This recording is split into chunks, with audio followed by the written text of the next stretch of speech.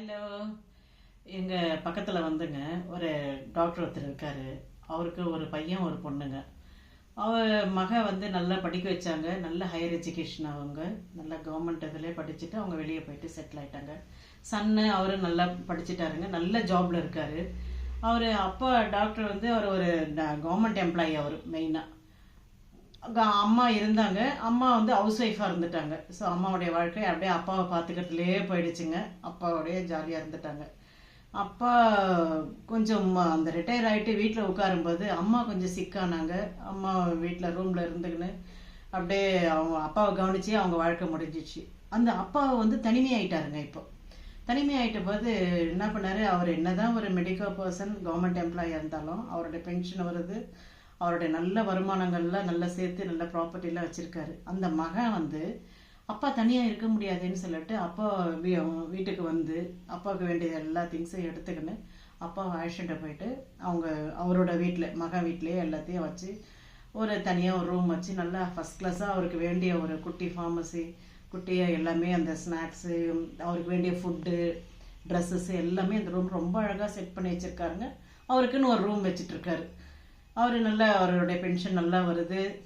தான் மகனுக்கு யூஸ் பண்ணிக்கிறாங்க. மகள் வந்தாலும் அவங்களுக்கும் கொடுக்குறாங்க. எல்லாமே இருக்குது. ஆனால் அவர் கூட பேசுறதுக்கு மட்டும் ஆள் கிடையாதுங்க.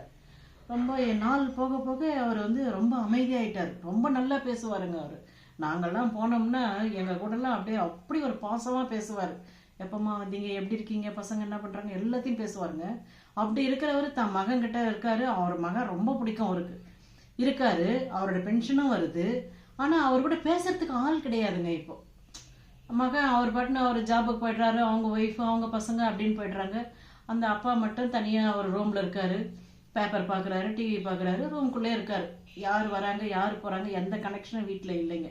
அதனால் அவர் யார் கூடவே பேசாத வீட்டுக்குள்ளவே இருந்து தான் ஒய்ஃபையை பற்றியும் தான் பசங்களை பற்றியும் நினச்சி கடந்த காலத்தை பற்றி நினச்சிக்கினே அப்படியே இருந்து அவர் யார்கிட்ட நல்ல சோஷியல் மென். அவர் இப்போ அப்படியே அமைதியாக இருக்காருங்க. முகமே உம்முன்னாயிட்டு இருக்குது. அவரு ஏன்பா இப்படி இருக்கீங்கன்ட்டு ஒரு நாள் நான் போயிட்டு பார்க்கும்போது கேட்டேன். ஒன்றும் இல்லைம்மா, என் கூட பேசுறதுக்கு யாருமா இருக்காங்க, மகன் போயிடுறாங்க ஜாபுக்கு, மருமகளும் போயிடுறாங்க, குழந்தைங்க ஸ்கூல் போயிடுறாங்க, சர்வெண்ட் அம்மா முடிச்சுட்டு போயிடுறாங்க, என் கூட யாருமா இருக்காங்க பேசுறதுக்குன்னு என்கிட்ட ரொம்ப சொல்லி கஷ்டப்பட்டாருங்க.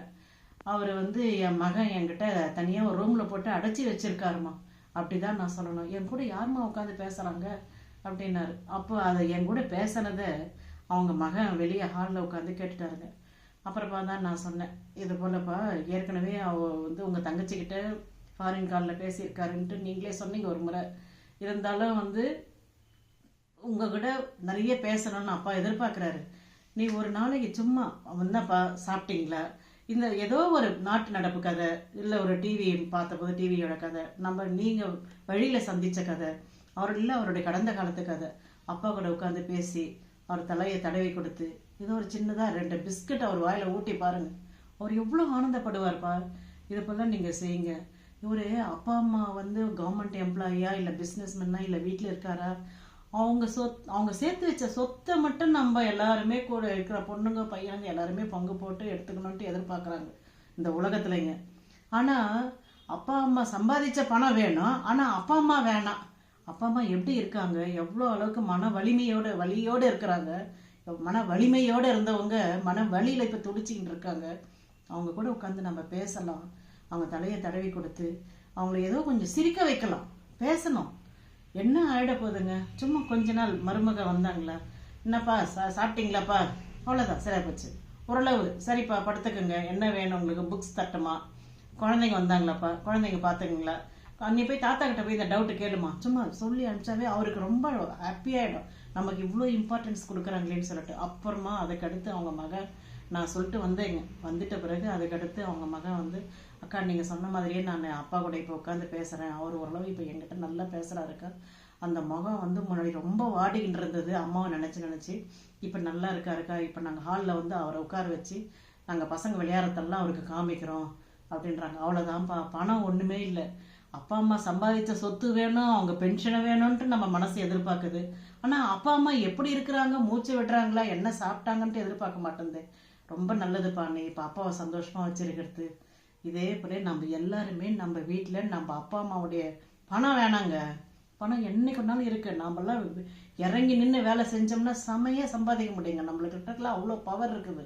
ஆனால் அப்பா அம்மான்றவங்க ரொம்ப முக்கியமான கேரக்டர் நம்மளுக்கு. அவங்கள சந்தோஷமாக வச்சுக்கலாங்களா முதுமை காலங்களில்? ஓகே.